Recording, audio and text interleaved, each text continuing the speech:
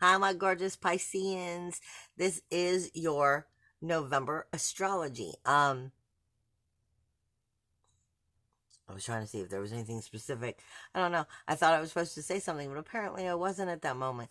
Anyway, this is Sun, Moon, Rising, Venus signs for astrology for November. And I always want to say when I do the astrology readings, even the tarot, I guess. When I say Venus, I'm not saying for love. I don't mean it as for a love reading. I see Venus as your sensitivity, whether it's positive or negative. Your emotional, mental, spiritual, physical sensitivity. And then where that takes you. I don't see Venus as a love situation. I mean, it has the power to become that, but when I do the work, it doesn't come out that way. So if you're coming in to the reading specifically under love, you got the wrong chick, plain and simple. And I just want to make sure I throw that out there for you.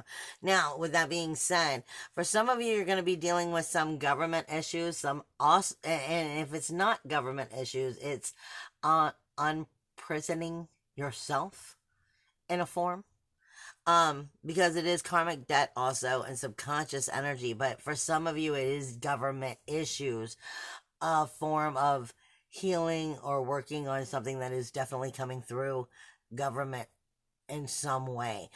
Spirit is also saying it has to do with self-realization for the month, coming into self-realization and getting past self-deception in some areas. There's karmic lessons all over it for everyone. It's not just for you. I am getting a lot of honor within the reputation. Honor and reputation. And are you getting that honor within that reputation of your outer social foundations? Meaning, are the groups, the memberships, the community around you, are they supporting you and your goals, your dreams, your ambitions, and the true self-realization of what it is you're trying to create of that honor and reputation? Are they truly the right people that should be in your life in a form? Because it also comes back to the pursuit of pleasure, and the pursuit of pleasure always comes back to our inner emotional security. If we're truly happy and enjoying life, then we are more secure in our inner emotional security. Couldn't get that out of my mouth. But there's definitely self-worth, self-value, self-esteem going on. We are definitely seeing heart and throat chakra energy going on. Spirit also says for you all, there's something going on with the eyes. For some of you, the eyes could be, paying attention, coming into a new growth within your psychic activity. And the eyes may be coming into a new level of adjustment or calibration. But for some of you, it's not like that at all. For some of you, the eyes are definitely, things are going to be brought to your attention through your eyes that you're not going to be able to not acknowledge anymore. It's going to be brought to light in the image that you actually have to see it, is what I'm getting. So it's one of two. But the eyes are being affected. Not affected, but the eyes are being used to help move you forward in some way or another during the month. That is going to bring a true realization to the self-realization of the situation. Trying to get all that out. And where it needs to go from there. We're definitely having communication all month because Mercury is in retrograde. But I am being told a lot of, for you all, specifically this Mercury retrograde is going to deal with self-judgment or family judgment. And like an area of Aries energy, which means a brand new beginning, a brand new start, a brand new me first kind of energy in this communication. Aries is the original alpha. Aries is the original beginning point. And we have Chiron in Aries right now. So this is definitely saying something about this communication is taking a new beginning. But is going to deal with whatever that self-judgment is or family judgment. Spirit keeps giving me ethics, morals. Ethics, morals, and wisdom. Higher wisdom. Trusting in your higher wisdom that will help you also build the true self into the honor and the reputation that you're seeking. But it will definitely depend on you being responsible and having knowledges into the right groups of people that support you versus the ones that don't. Anything else? Definitely brings us back to the communication again. That's what Spirit's saying. And listen to the higher mind. Anything else? We're having Mars energy, but that's kind of going on with everybody, even though Mars is shifting in the middle or near the end of the month, actually the beginning end of the month, because it shifts on the 19th. But we're feeling Mars energy with Neptune and with Lilith, as well as with Mars, and as well as with Pluto right now. So Mars energy is very power filled right now. So that's also the sacral chakra. So you're definitely dealing with the sacral chakra, the throat chakra, and the heart chakra this month. And getting over some grief, sorrow, shame, and blame, and embarrassment. This brings us back to that, like releasing yourself from your own prisoning in some form. This is what I'm getting from Spirit. Now, as I go over the planets, I'm going to go over the planets and their movement, and then we're going to hit every house. So obviously everybody knows Mercury has gone retrograde. It went retrograde on Halloween Day in Scorpio. Now, don't forget, that's very powerful. And it's not powerful because it's Mercury in retrograde. It is. But it's also powerful because we're in between two new moons that took place in Scorpio. And Mercury's been here. You have the sun here, and you're going to have Mars here. But Mars isn't actually coming in until the end of the month. Now, it's going to stay in retrograde until the 20th. And I can tell you this is all about birth, death, rebirth, reincarnation in some form, no matter where it is. But for you, that's that 7th house of relationships. No, it's the rules, walls, and boundaries within the relationships. So it's talking to you about wills. It's talking to you about death, regeneration, joint finances, joint resources, joint efforts,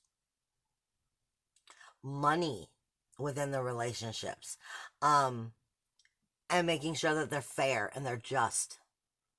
And if not, they're going to be bringing itself to your attention, because something about these relationships are either make or break as you move forward, and you need to acknowledge the ones that are break versus make, and make sure that you're on the right side of the relationship and balance.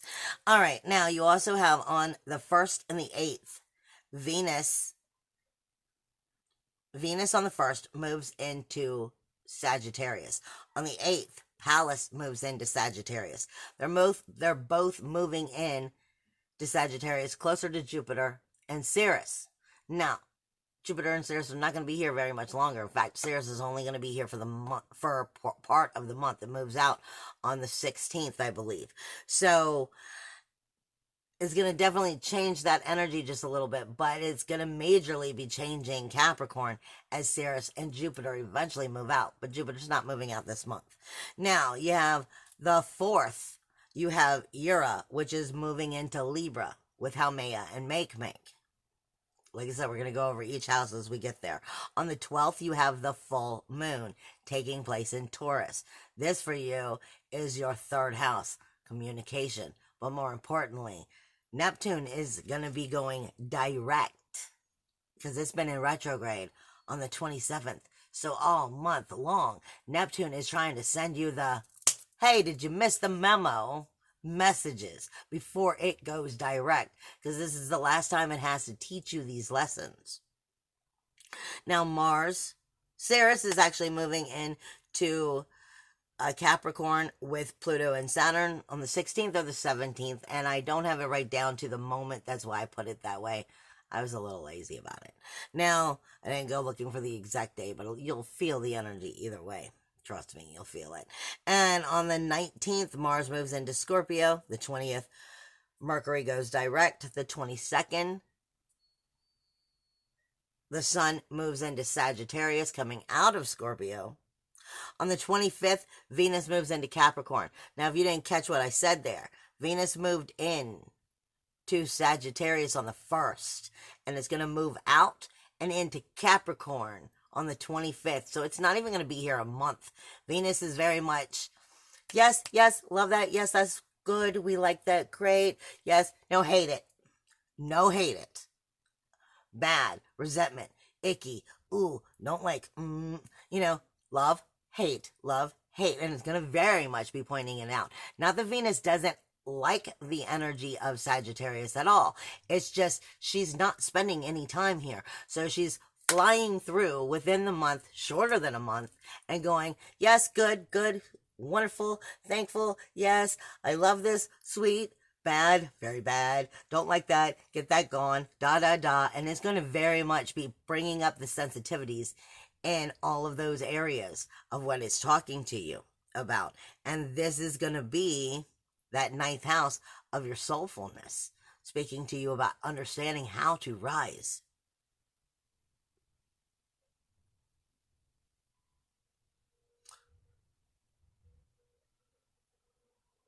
Well, it still will be doing that. But when I hit the houses, I'll get it a little bit more correct, because I'm doing it, I actually was saying it from Aries' point of view, and this is Pisces. But on a universal standpoint, it still will have those energies. So will that 8th house of the efforts and the joint efforts within the relationships, because it still is going to bring in that universal energy.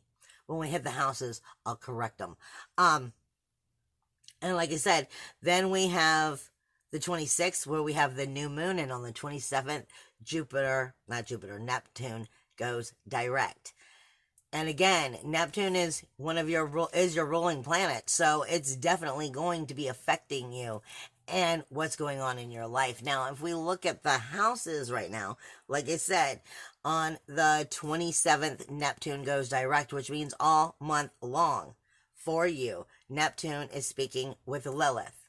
And they're both in retrograde, going towards Saturn. Okay? And Saturn and Pluto have gone direct, and they're going, so they're both going like this now. But Saturn moves faster than Pluto. So Saturn is coming closer than Pluto. Neptune in retrograde for you is taking place in your self house, your self-awareness, your physical body, your personality, your appearance, your view of life, your identification. Neptune is teaching you how to create magic and breathe magic into the very you, your very core, your very illumination. But are you doing it? Are you understanding what Neptune's trying to teach you? Because Neptune's twisted magical. It's twisted magical. And what I mean by that is Neptune has a way of bringing fantasy and smacking you in the face with harsh reality. It is where illusion and delusion get confused. It is where nostalgia gets twisted with the truth. When you look back at something and you want to remember it this way, but was it really that way? It is about how we create. And what are we creating? Are we creating healthy, healing life? Or are we creating from ill water, from polluted water, and then we're recreating it in our minds, and that's not exactly so. So it's a little twisted within its magic, because it's not positive or negative. It really depends on where you would take it. That's free will. So we're taking that energy, we're connecting it with Lilith. And Lilith is our inner sexual temptress. In a form. She brings out your femininity. She makes you stand in your power of your fire. She gives you the courage and the confidence to want to do so, to feel good about yourself, to strengthen that sacral chakra. But she's also going towards Saturn. And Saturn is asking, well, are you setting up the right rules, walls, and boundaries to bring this energy back to your personality, your appearance, your view of life, your identification of who and what you are, the very core of who you're trying to create yourself to be? Or who are you trying to rise from that authenticity and allow it to breathe? But you haven't quite figured it out yet. So it's asking you to touch base with that fire and that sacral chakra and believe in yourself and feel good about yourself and bring that inner belly dancer feeling to you so that you feel confident. That also brings that in that warrior energy of Mars.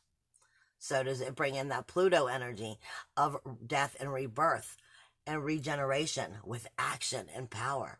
So it's asking you, are you bringing these to that very core of who and what you are, your personality, your appearance, your view of life, your body, your self-awareness itself. Now, as you get into the second house, it's only being strengthened at this time because Chiron is here, and Chiron's going to be here for a long freaking time. Okay? Chiron is here, but what's not going to be here forever is Eris. Eris is trouble, toil, strife. She is injustice. She is asking you where you've been holding on to the betrayal, where you've been holding on to the damage that was caused from the trouble, the toil, and the strife. Okay? This is in your second house of self-worth, self-value, and self-esteem.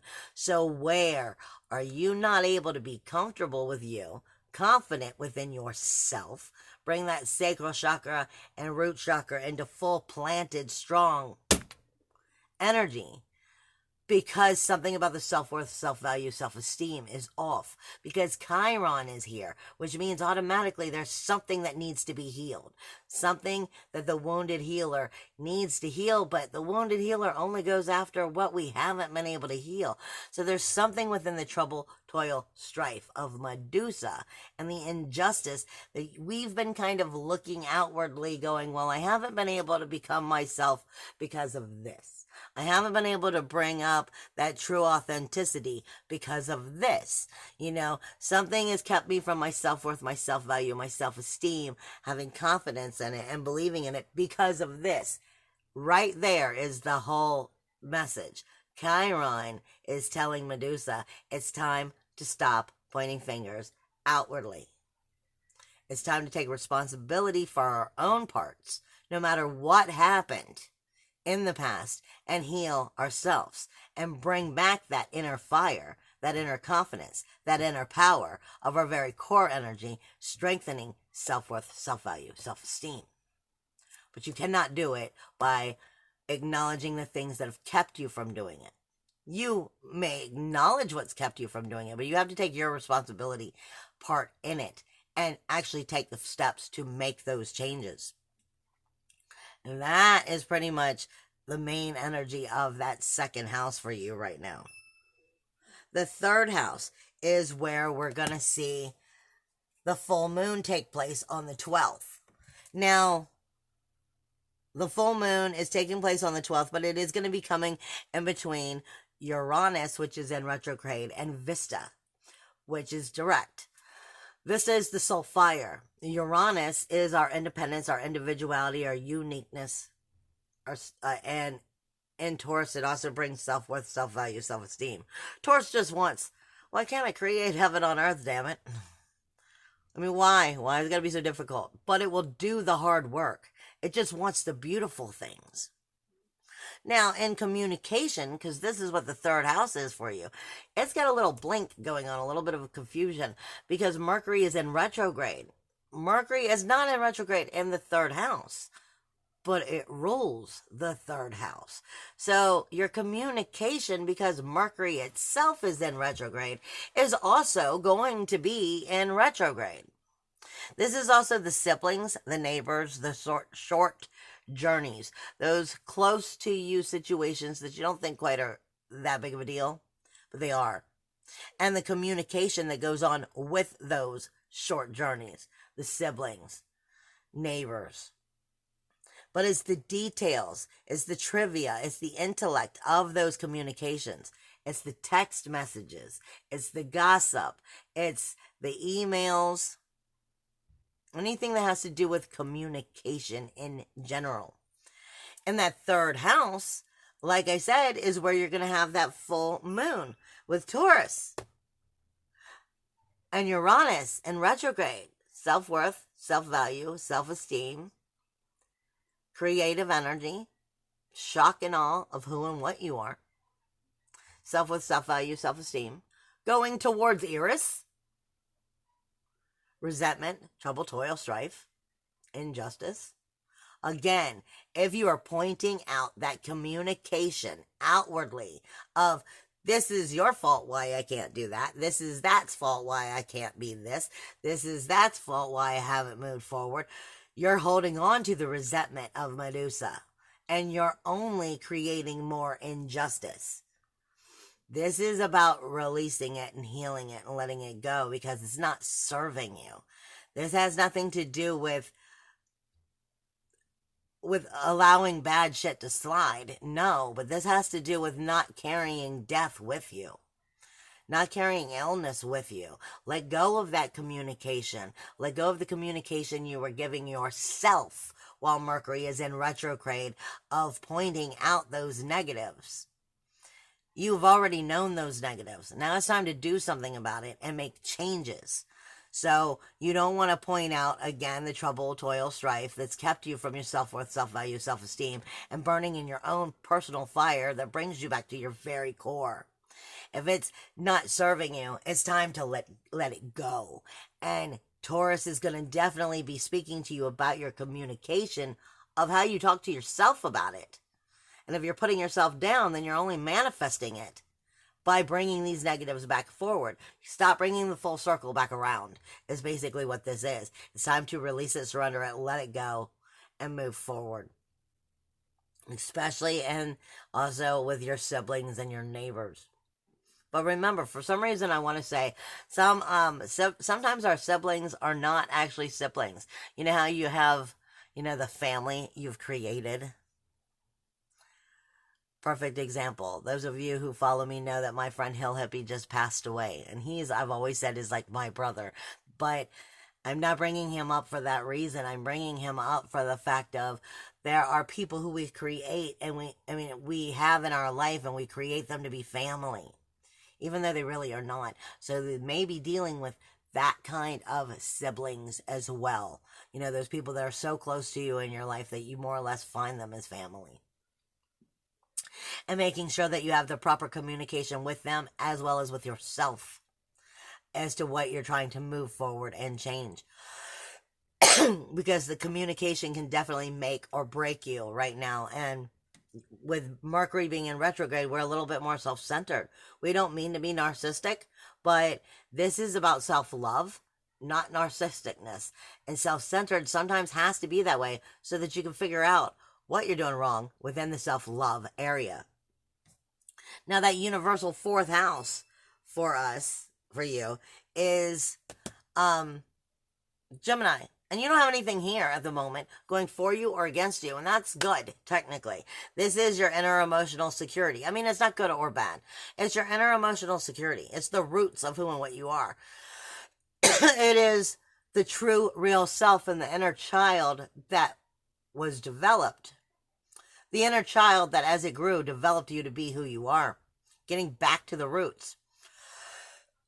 But you have more than enough going on in the first, second, and third house to cover this energy. Getting right with your self-worth, self-value, self-esteem, your very core. So, in a form, that fourth house being empty isn't empty, because you have more than enough going on there to be communicating what that fourth house would be trying to talk to you about anyway. It's just actually getting help from the first three houses and the communication you're having with yourself. It's just not being strengthened any other way other than on the 13th and the 14th and the 15th when the moon travels through that area of your inner emotional security. That is the home of who and what we are. And I always say, remember, the home, yes, It's we do have issues and family members and siblings within the home, you know, and the material ideal of the home. But the home is the body, is the soul, is the vessel that's carrying the soul. And you can never lose your power unless you accidentally gave it away. And if you did, well, you just have to realize and understand what you did. And then you have to go back and reclaim it and get it back. It's that simple. But it starts with understanding what happened that made the roots grow ill, so to speak. Now, in the 5th house, you have Cancer. This is also supporting those top 4 houses. This is your pursuit of pleasure. And for you, this is Cancer. You very much want to nest in your creative energy. You very much want to enjoy and nurture your creative energy, but are you? Because the North Node says this is what you have to learn in order to move forward. But your creative energy is your inner child. It's your inner creative expression. But more importantly, that 5th house is the pursuit of pleasure. And without knowing and being able to connect with what makes you happy, what brings you enjoyment, then you're out of balance, which will keep you from that inner emotional security, your self-worth, your self-value, self-esteem, and the true fire and core of who and what you are. So this is asking you what needs to shift so that you can get right with your very pursuit of pleasure, your very things that bring enjoyment to you. What are keeping you from being able to enjoy your life or enjoy the things that you enjoy in life? Where is it? You know, I've got so much on the plate. I'm over here doing this for this person, and I'm over here doing this for this person, and then I gotta do this for this person. And before you know it, you're so stacked, so full that the things you wanted to do, you never had time for. This is saying, where are we finding balance in this? Because without that pursuit of pleasure being honored and you allowing your inner child to play, then you're going to be out of balance, and it's going to pull you further away from your true fire and your inner emotional security, self-worth, self-value, self-esteem. The 5th house for you is Cancer, which means you want to nest. You want to nest in what you enjoy. And there's absolutely nothing wrong with that. You want to have fun with it. But the North Node is saying you have to learn these things about making sure that you get this right so that you can do this in positive ways as you move forward in life. Which in that case is going to speak about speaking up for yourself and making time for yourself. Now, the 6th house is Leo, and you don't have anything going on here. So that's good and bad. I mean, it doesn't go for you either way. When we get to the 6th house, I like to explain the 6th house, for one, is all about your everyday daily tasks. Your health, your diet, your hygiene, your service, your job. Get up, take a shower, take a bath, eat. You know what I'm saying? Eat, you know, go to the gym, do your job, come home, have dinner, maybe stop at, you know, out to visit friends. What is your daily routine? Because your daily routine is more important than you realize. It's highly more important than you realize. And it brings people, places, and things into your life. And those people, places, and things bring energy into your life. So are these daily mundane tasks and routines bringing energy that is healthy to support the self-worth, self-value, self-esteem? Because if they're not, it's not supporting you getting in with yourself, your fire, and your inner emotional security, and strengthening your you. Then the routine needs to change right off the bat, because the people, places, and things are bringing the wrong energy. And that is where your manifestation starts. With that being said, I'm going to come back for part 2 from houses 7 through 12, which is your outer community. I love you guys. Bye.